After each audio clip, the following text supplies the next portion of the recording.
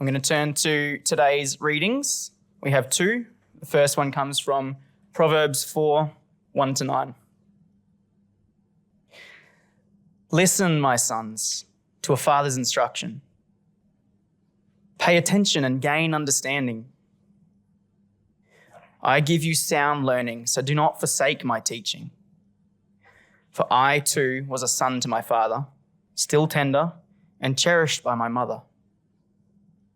Then he taught me and he said to me, take hold of my words with all your heart. Keep my commands and you will live.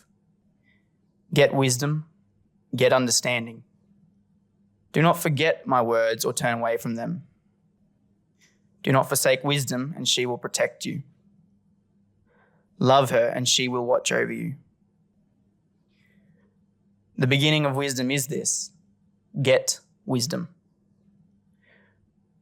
Though it cost all you have, get understanding. Cherish her and she will exalt you. Embrace her and she will honor you. She will give you a garland to grace your head and present you with a glorious crown. The second reading is from Hebrews 12, 4-11. In your struggle against sin, you have not yet resisted to the point of shedding your blood. And have you completely forgotten this word of encouragement that addresses you as a father addresses his son? It says, my son, do not make light of the Lord's discipline. Do not lose heart when he rebukes you. Because the Lord disciplines the one he loves, and he chastens everyone he accepts as a son.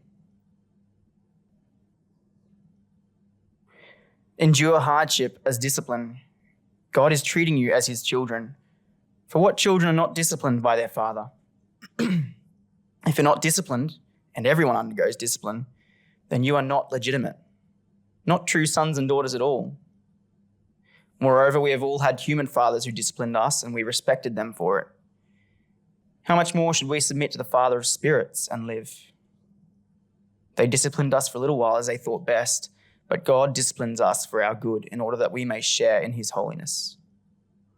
No discipline seems pleasant at the time, but painful. Later on, however, it produces a harvest of righteousness and peace for those who have been trained by it.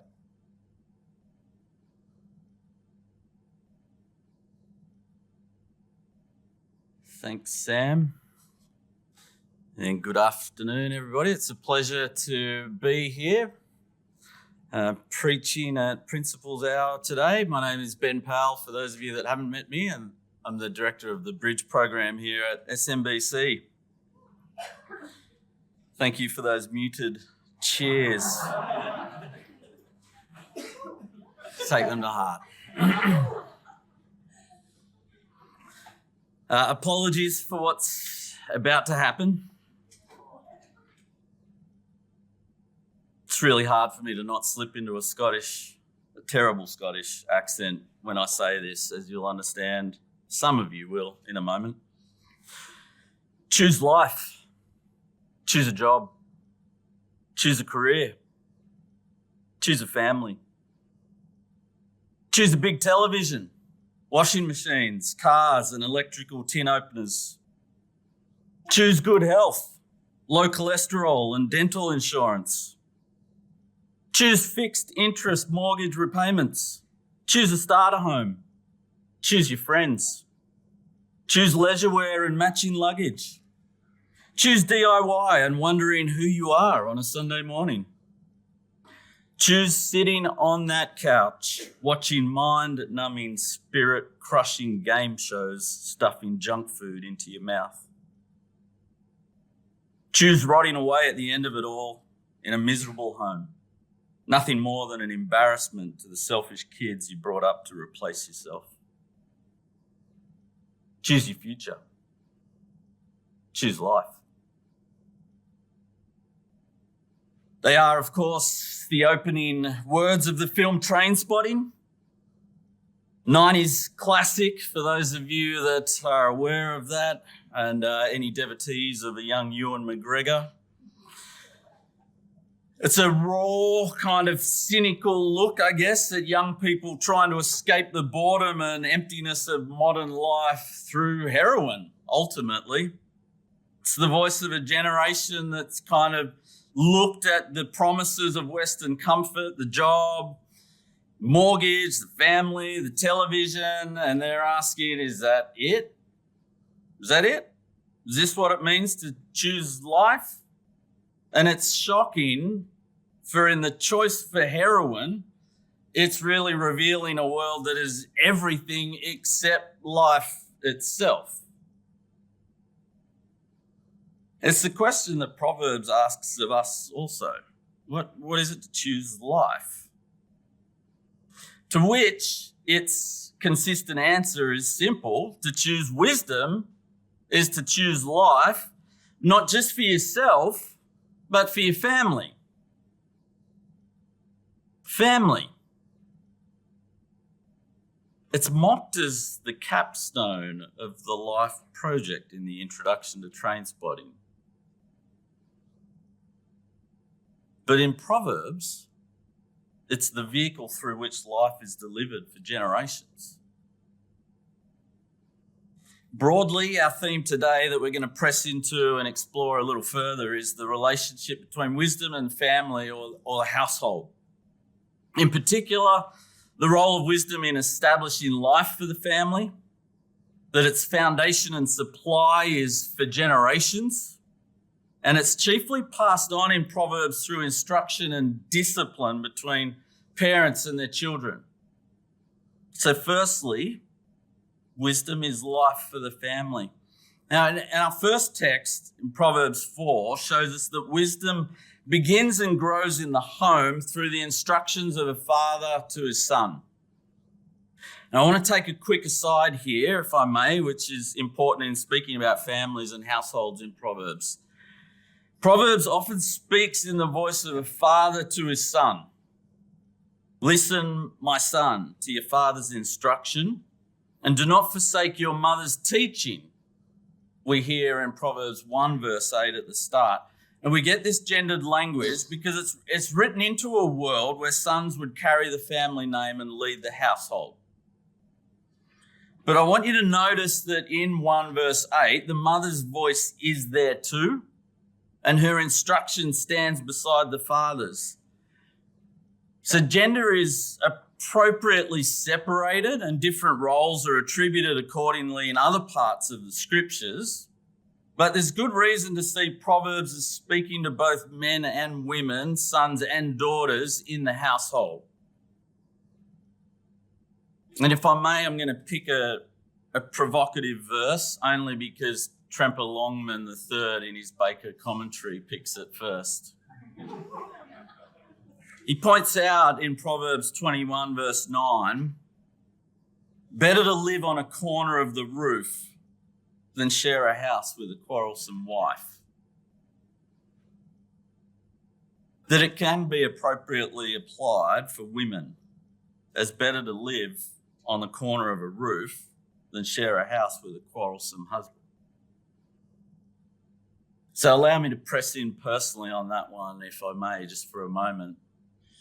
If you ever see me on the roof of my household, it is absolutely appropriate to take that stereotypically and assume that I am cleaning the gutters. If you ever see my wife on the roof of our household, please come and have a word with me. Because Ben's got something stuck in his head that he needs to let go of. When we speak of wisdom for the family, this is wisdom for fathers and mothers, sons and daughters, for everyone who will build a house and family that lasts. Okay, so make the appropriate adjustments in this regard for your own circumstances as we go. Back to Proverbs 4. A father says to his son, take hold of my words with all your heart. Keep my commands and you will live. Now, I want you to notice how it's grounded in relationship. It's not an abstract philosophy. It is a father passing on what his own father once taught him. Wisdom is relational. It is generational. and it is life-giving. These words from the Father here appear really closely related to the instructions Moses was to pass on to Israel in Deuteronomy 6 as an outworking of their new life in covenant with God. It's the same pattern that appears there when Moses tells Israel, and I'll read it, "These are the commands, decrees, and laws the Lord your God directed me to teach you, to observe in the land that you are crossing the Jordan to possess, so that your children and their children after them may fear the Lord your God as long as you live, by keeping all his decrees and commands that I give you, and so that you may enjoy long life." And skipping down to verse 6, "These commandments that I give you today are to be on your hearts. Impress them on your children. Talk about them when you sit at home and when you walk along the road, when you lie down, when you get up. Tie them as symbols on your hands and bind them on your foreheads. Write them on the door frames of your houses and on your gates."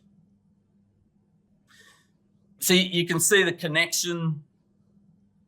"These commandments are to be on your hearts," Deuteronomy 6:6. "Take hold of my words with all your heart," Proverbs 4:4. "Keeping all his decrees and commands so that you may enjoy long life, and children to children. Keep my commands and you'll live," in Proverbs 4. As God instructed Israel with truth to be followed, it shouldn't be any surprise for us to see that wisdom really is to live in his way. To choose wisdom is to choose life, not just for yourself, but for your household. The home is the foundational school. It's the first school of wisdom. Verses 7 to 9 in Deuteronomy 6 make that clear. It's not just a personal wisdom. We're not talking about a pursuit of an inner peace to become some kind of wise old master, but wisdom that's meant to be lived out, demonstrated, acted on. It's to be passed on to children. It's to be taught and impressed upon them. It's to be woven into everyday life, whether sitting at home or out on the road.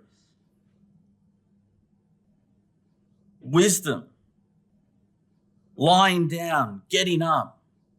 These are all markers providing a sort of measure of just the totality of daily life, right? Wisdom on display in the home, wisdom tied on my hands and forehead, telling others, myself, I've chosen life.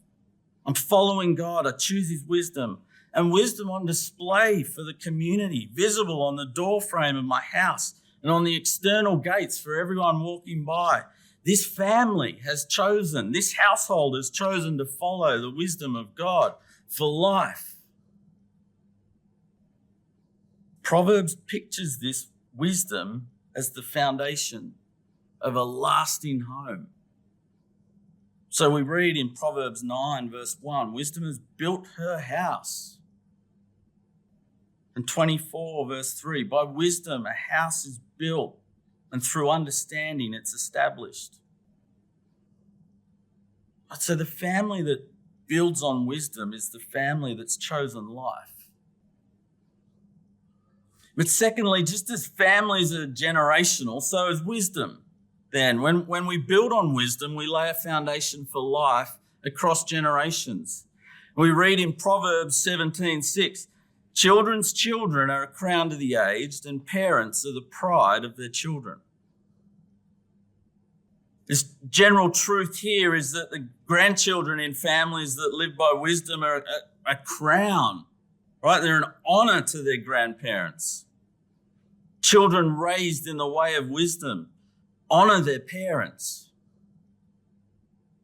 Or Proverbs 22, verse 6, start children off on the way they should go, and even when they're old, they will not turn from it. The parent that lays down a foundation of wisdom for their children is giving them a path for life. Now, we know they're not promises, not guarantees in the wisdom genre.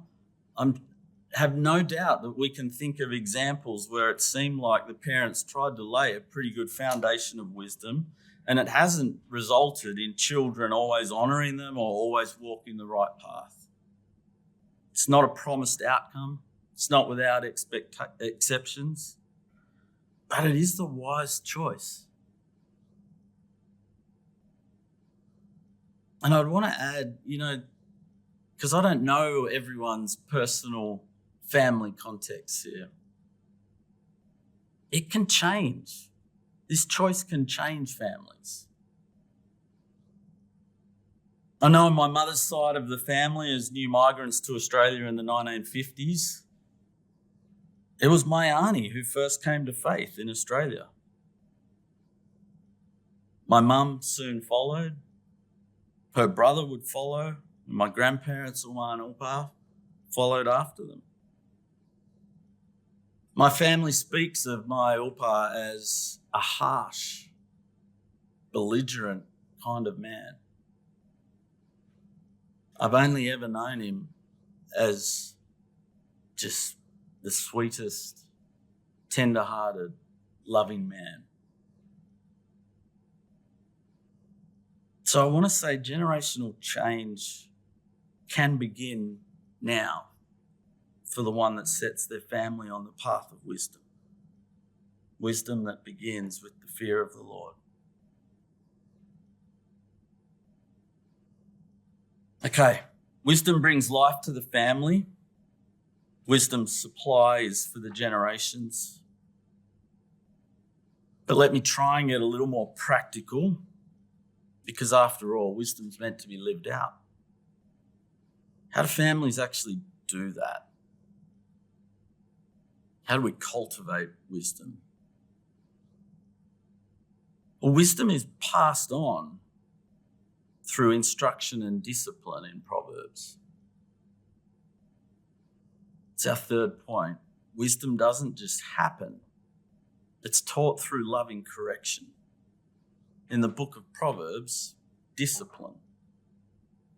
It's how a family chooses life together across generations. And my guess is that the word discipline may not evoke happy or fond memories. Perhaps sadly, it's because at times it's been used as cover for nothing more than angry outbursts, selfish desires that are more abusive than correcting. And while discipline doesn't have to be physical, there's no escaping its physical symbol throughout Proverbs, the rod. The rod could be like a shepherd's staff or a scepter, and it functions in Proverbs as an instrument really of parental authority for correction. So Proverbs 13 verse 24 reads, "Whoever spares the rod hates their children, but the one who loves their children is careful to discipline them." Or Proverbs 23 verses 13 to 14, "Do not withhold discipline from a child. If you punish them with the rod, they will not die. Punish them with the rod and save them from death." These Proverbs tell us that discipline is love, right? It's setting the child's feet on the path of wisdom for life. More than that, to fail to discipline is to leave them on the path of folly, which leads to death. Proverbs 22 verse 15 tells us folly is bound up in the heart of a child, but the rod of discipline drives it far away. So the author of Hebrews speaks of the manner in which God disciplines his children, inviting reflection, therefore, and comparison as he goes between how God, as his heavenly Father, is disciplining his children and the manner in which we as human parents can carry it out. We read that a little earlier in Hebrews 12. As the goal of discipline in Proverbs is establishing a child's footing on the path of wisdom for life, in a similar manner in Hebrews, it's expressed as producing a harvest of righteousness and peace. And that's a wonderful thing. It is wonderful. It's what we want for our children and their children, right? A harvest of righteousness and peace, life for generations. So we're exhorted to not make light of God's discipline.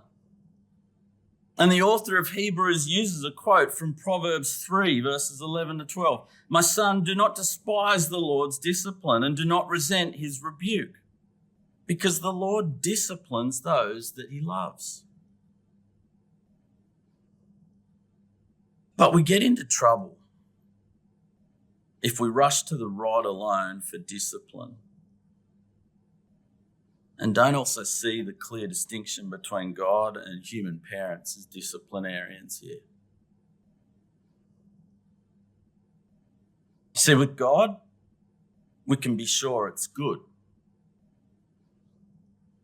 You see the words in Hebrews here? With humans, I think at best we can assume they're trying their best. It's a big difference. With God, we see limitless love, gentleness, patience, tenderness for his people. With humans, I'm sure we've seen in areas of discipline, we're often marked by weakness and sin. In God, we have a wonderful, safe and sure model of a disciplinarian. In humanity,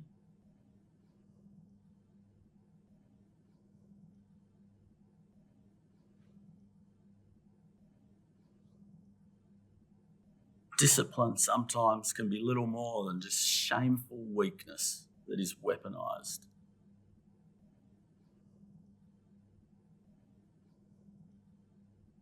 Lashing out when tired.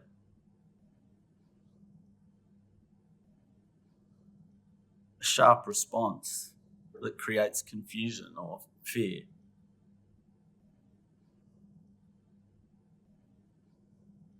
The answer to this challenge cannot be to withhold discipline, for the consequences are too great. A loving parent disciplines because they want their child to find life. A foolish parent, Proverbs warns, ignores folly until it destroys them. Proverbs 19, verse 18, discipline your children, for in that there is hope. Do not be a willing party to their death. And so recently I was a part of a small group where the question was asked, what's the hardest part of disciplining your children? Or the greatest challenge? We were discussing it. I couldn't help but immediately think, am I wrong? Am I misunderstanding something? But it came to mind anyway. What's the hardest part about disciplining your children? It's me. It's not a strong-willed child. It's not a particular behavioural struggle, though sometimes those can be difficult, genuinely. But I think Hebrews 12 calls me to consider myself as the problem in light of God's perfect discipline of me. As a parent, I know I'm vulnerable when tired. I become self-focused. And it's not hard to see how discipline can quickly become unrestrained, or it can be inconsistent. So I want to encourage us all today. Hebrews 12 is first of all for me and for you. It is useful to explain the necessity and the benefits of discipline. But in the first instance, it's a reminder to welcome the discipline of God in our own life.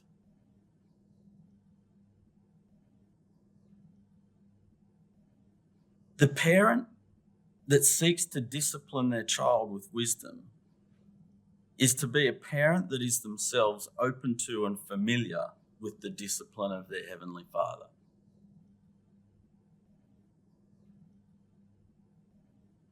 Let me wrap this up and move towards a conclusion then. Okay, so wisdom gives life for the family. Wisdom supplies for generations, and wisdom is passed on through instruction and discipline in the family. Let me go full circle and come back to where we started then. What is it to choose this life? To choose to build our house on wisdom? You see, because the world still says choose life, but it means something different. Often it means choose yourself. Often it means choose comfort. Choose whatever feels good. The world offers its wisdom, but for the book of Proverbs, it's calling it out simply as folly. Folly looks easy, exciting, self-made. It is enticing often throughout Proverbs, but it ends in emptiness and death. So at the end of Proverbs 9, after wisdom has built her house and invited people in, we get an insight into folly's house also. Folly sits at the door of her house, calling out, "Come to my house." But little do they know that the dead are there, that her guests are deep in the realm of the dead. Proverbs leaves us with choices to make: life or death, wisdom or folly. Wisdom isn't imposed. Wisdom's not imposed. It's taught. It's instructed. It's impressed upon. But ultimately, wisdom must be chosen. Hence the urging of the Father to his Son, listen. Take hold of my words with all your heart. Keep my commands and you will live.